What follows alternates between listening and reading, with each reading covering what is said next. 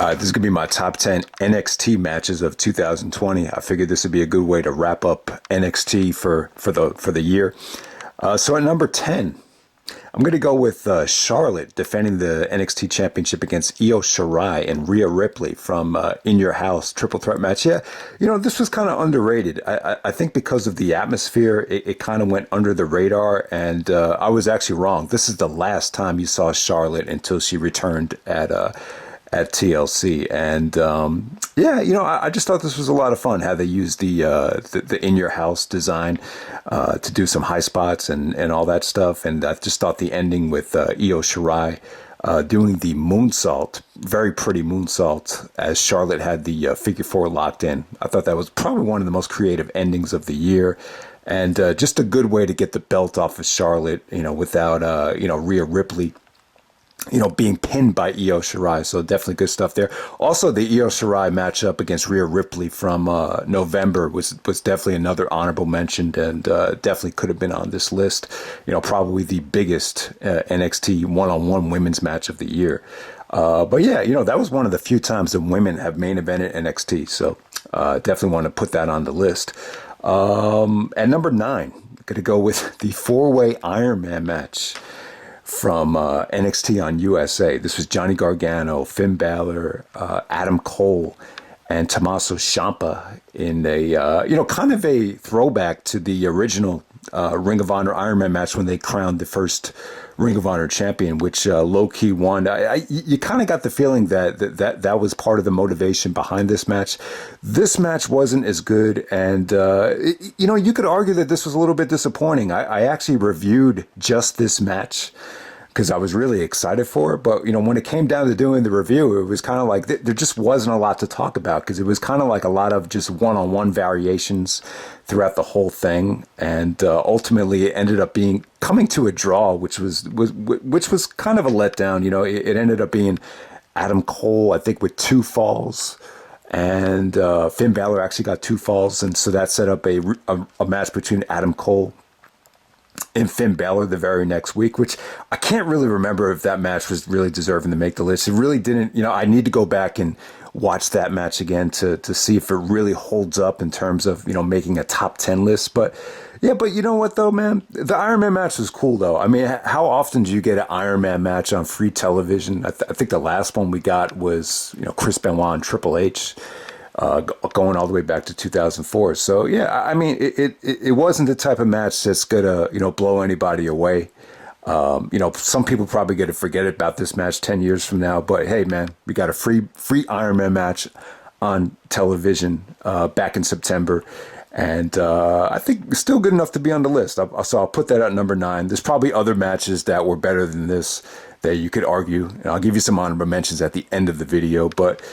Let's go to number 8. We have Adam Cole defending the NXT Championship against Keith Lee at the Great American Bash, which was a television special. And yeah, you know what? I think it was a mistake. I think it was a mistake to have Cole drop the belt on free TV. Because look, he had been champion for, I think, over a year. I mean, it was a very long and drawn out title reign. And I just feel, the Keith Lee thing was kind of surprising to me. It's like he won the belt, and, the very next pay-per-view, he dropped the belt to Karrion Kross and ended up on Raw, like pretty shortly after that. So I was just expecting Keith Lee to be more of a NXT major player. But yeah, I'm glad that he's on Raw. I think down the road, Keith Lee as a heel joining the Hurt Business could be something really special. But, back to this match with Cole. It was good. It was good for what it was. It really reminded me of when Michael Elgin won the belt from Cole. Kind of a good match, but just nothing, too memorable. Kind of, Keith Lee winning in dominant fashion. I just thought the Cole title change should have been better promoted, and I think he should have made people pay for it. Considering he'd been the champion for that long. But I guess considering the circumstances with everything that's going on, maybe that's why, Adam Cole did turn babyface, and the Undisputed Era did turn babyface, which was a good move, going into the fall without a doubt. So there we go with that. So number 7, I'm going to go with the women's War Games match. You got Team Candice taking on Team Shotzi. And you know what? I really don't have much to say about this. I mean, this definitely featured, Io Shirai was awesome in this match. I mean, she definitely stole the show in terms of some of the spots and some of the, must-see stuff. But I just feel like the women in NXT, like especially compared to, some of the women on Raw, like, I don't know, like it seems like when you go to the main roster on Raw, you just lose your edge. And I just feel like all these women, like they just have such an edge to them. Like they all have like a unique personality and, very similar to the War Games match that the women had last year, which I was really impressed by. Now, this one, I feel like last year's match, because of what happened with Dakota Kai and Tegan Nox, it was kind of like, it left the fans like, breathless with how, amazing that booking was. So I don't think it was quite as memorable as the women's match from last year, but, still good stuff. I think it was Raquel Gonzalez. She actually got the pinfall. She looked dominant. They used Rhea Ripley to kind of come in and neutralize her. So I thought this was well booked. Io Shirai kind of, played a hero, kind of played a savior. She was like the special guest partner. So, the babyface team Shotzi had the advantage, which they won on the go home show. But ultimately, Team Candice's team ended up going over. So, yeah, and Candice, she did a great job being the captain here. I'm amazed at the transformation that Candice has made when you look at her early days of PWG. And, I mean, let's give her credit. During the PWG heyday, she really transformed herself. But to see where she is now, it's just an incredible transformation in terms of leadership skills. The girl could barely even speak when you go back like 15 years ago. So there we go with that. Number 6, I'm going to go with DIY, Johnny Gargano, Tommaso Ciampa taking on Mustache Mountain from Worlds Collide. I mean, arguably the best match from Worlds Collide right here. This was just a gem of a match to watch. You got Gargano and Ciampa putting their differences aside. So as a team, they look great. You saw just some great tag team combinations here. The Burning Hammer high knee spot by Mustache Mountain was awesome. Nigel marked out huge for that near fall. And, it was just the selling point was you get Gargano and Tyler Bate in the same ring at the same time. This was probably the best way to do it. This was the way to do it where it definitely made sense instead of like forcing a dream match on us. So I thought this was a lot of fun. Just you got the UK guys in the American environment right here. It came off really good. So that was a really cool pay-per-view, Worlds Collide. It's a pay-per-view that I think a lot of people slept on, but, it's one of the few pay-per-views we had this year in front of a crowd. So definitely must-see stuff right there. Number 5, I'm going to go with the Undisputed Era versus Team McAfee, the War Games match. So you know what? I think I've said this before, but I'm not a huge fan of War Games the way a lot of other people are. And, you'll probably never see this in the WWE. For obvious reasons, the War Games matches, but I can see why people like it. I mean, it really is cool the way it's set up. But there were times where I thought this match just felt like a big orgy, and I'm just like, man, there's just too much fucking going on here. But it was like the longest War Games match I think they've had. I mean, it went 45 minutes. But ultimately, by the end of this match, man, it ended up being awesome. Just good stuff from the Undisputed Era. This time, you've seen the Undisputed Era in, most of the War Games matches so far. But, what made this different was they were baby faces here, fan favorites. So I just thought cohesively they came out off great as a team. I thought McAfee was good here. There's definitely a lot of room for improvement. You could definitely notice some of the inexperience, particularly like the Canadian Destroyer spot where he kind of telegraphed it. But other than that, I thought McAfee had a great personality, man. He definitely was a nice, pleasant surprise as far as his mic work, and I think the in-ring work was better than expected. It's probably like the least amount of talent you've had in any of the War Games matches, but I would say it definitely overachieved, though. The ending with O'Reilly going over was great. The spot where they tied up Team McAfee between the ropes and the cage, and we're doing the you had 3 guys just going full head into the cage. I thought that was an awesome spot right there. So Yeah, Undisputed Era Team McAfee, the trash talking from, one of the highlights of the match for me was the trash talking between O'Reilly and McAfee. I thought that came off really good. So yeah, man, the War Games match was great. I thought, it definitely felt like a little bit long, but by the time the match was over, like it didn't really take away from the match for me. So good stuff there. Number 4, we got Finn Balor taking on Johnny Gargano from NXT Takeover Portland. Yeah, just great stuff here. I've talked about the match before, but Balor and Gargano, it's kind of like the two faces of NXT. Balor kind of dominated NXT before Gargano got there.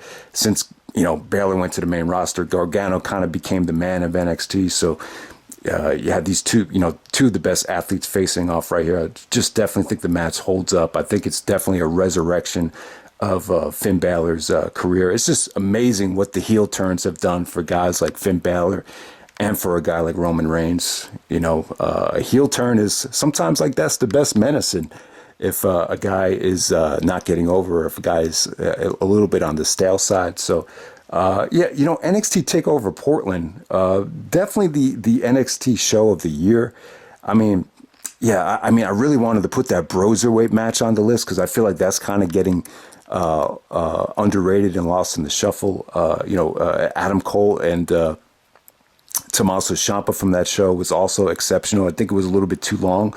Also, you had the Keith Lee Dominic Dijak match, which was also excellent. So I feel like there's 4 matches from Portland that you could definitely argue were the match of the night. So how many times do you get that? So the Portland show from top to bottom was a great show. You still had a crowd at that time, and the show definitely over-delivered. So by far, I feel like Portland was the best NXT show of the year. I don't think it's debatable, but yeah. So number 3, I'm going to go with Tyler Bate versus Jordan Devlin from Blackpool 2. I did not rewatch this match. Probably need to rewatch it again, but I just remember Jordan Devlin. I was just really impressed with his moveset. He was able to bust out some stuff on these UK shows that I've never seen before. So I think he has a lot of talent. Definitely excited to see a lot more from him down the road. I think he's becoming more of a heel now. So you could definitely tell like he's changing his moveset, but Tyler Bate, man, I remember Triple H and William Regal giving Tyler Bate a standing ovation after the match was over. I mean, how many times do you see Triple H out there in the crowd giving a standing ovation? So that had to be one of the best moments of the year for me. So yeah, I got that at number 3. At number 2, I got Walter versus Ilya Dragunov from the UK. October 29th. All right, this is a match I've been waiting for. The last 2 matches on this list were incredible. You could go either way. And, I do not argue if you thought this was the match of the year, but God damn it. I've seen the match 3 times. One of the times I actually watched it back, they had like a WWE playback thing where Shawn Michaels and McIntyre and Cesaro and Tyson Kidd, doing commentary on the match. So yeah, man. I mean, everybody was just blown away by this thing. This really reminded me of like Joe versus Kobashi, Roderick Strong versus Bryan Danielson from Vendetta. This is definitely the stiffest, most violent match I think you see within the WWE parameters. I mean, there's no way this match will ever happen in WWE, and they even talked about on the playback that Walter is probably never going to be on the WWE main roster. I mean, they say he's comfortable in the UK. This is the style he prefers working. So if there was any time to pull this off, this was the time to do it without crowds on a different continent. So you'll never see this type of match in the WWE ever. I mean, it was too brutal, too violent. But I'll tell you what, man, Dragunov was awesome. I mean, there was just some vicious strikes to the neck here. Nigel like loses control and marks out huge on commentary here. But man, Dragunov he took it to Walter like. Even Shawn Michaels was saying, like it doesn't matter who's in the crowd. This guy gives maximum effort no matter what. And, he just looked like he was in so much pain. Like he had to like scream just to get himself, up or back into the match. So, Walter is just vicious here. just attacking the neck. You see Dragonov's chest look like meat red, like Danielson's did on, when he wrestled Roderick Strong. All those chops and all those, clotheslines just made his back and his chest just like blood red. It looked like steak meat. It was friggin' nasty. The Cobra Clutch suplex on the outside was another brutal spot here. So, yeah, just punishment, severe war. I'll tell you what, WrestleMania week. The next time they have a WrestleMania weekend show with a real crowd, this has got to be on the NXT show. This will be amazing. The rematch has to happen. So for as good as Walter and Tyler Bate was, I feel like this combination is going to be even better because it's not so much of a David versus Goliath, but Dragonov is smaller, but he could go blow for blow with Walter. So yeah, I mean just amazing stuff right there. Definitely the out of all these matches that have been without a crowd in front of them, this is the match that holds up the most. They were able to make this work without a crowd, more so than any other match this year, without a doubt. So yeah, you could definitely argue this is match of the year from any promotion. So go on and on about the match, but yeah, man, and like I just want to make clear that Dragunov could be a star. I mean, I just think he has a unique look. The Russian. He's Russian. He's got those red eyes. I think he's different. I think he's good as hell, man. So I can't wait to see more of this combination down the road. And number one, I got Finn Balor taking on Kyle O'Reilly, NXT Takeover 31. I just thought this was great stuff, man. O'Reilly proved here that he's better than Gargano. I really do. I know Gargano's been like the face of NXT and everything like that, but O'Reilly has a combat skill dimension in terms of submissions and just his ground and pound game that Gargano doesn't have, and he was able to display it here against Finn Balor. Balor was incredible too here. This is him returning back to his roots. Balor's become more of like a sports entertainer over the years, but this is kind of a throwback to, the way he was working in New Japan. The selling here is just incredible.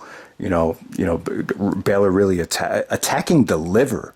Instead of calling it the stomach, on commentary they were calling it the liver, which made it sound even more risky and just brutal. I mean, how many times do you hear about people having health problems with their liver? So, but yeah, brutal match though. Finn Balor actually, I think he broke his jaw.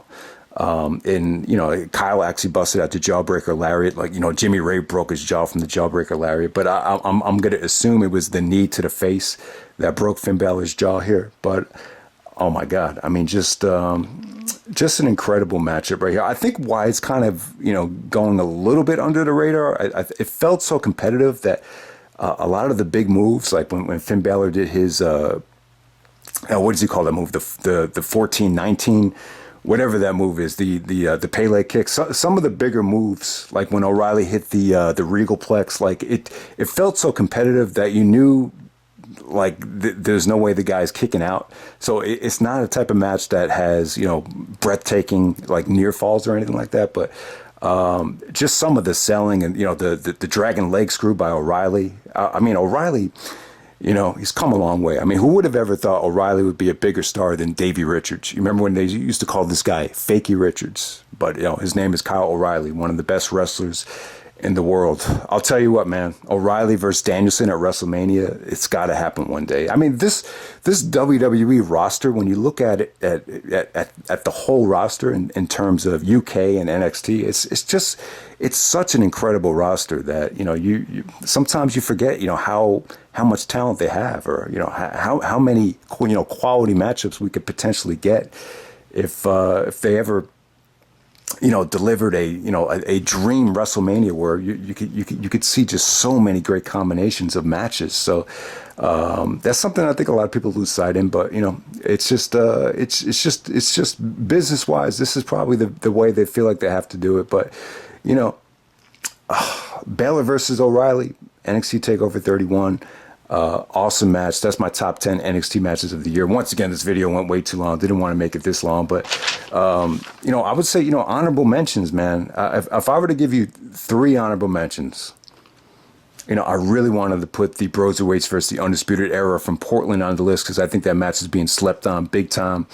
Keith Lee versus Dominic Dijak from Portland. A lot of people thought that was the best match from Portland without a doubt. So you know what? How does Finn Balor and Adam Cole hold up when Finn Balor won the NXT title back? Do you think that was deserving to be on the list? And let me give you one more honorable mention. Imperium versus Undisputed Era. I remember there was an injury in that match, but I need to go back and watch it again.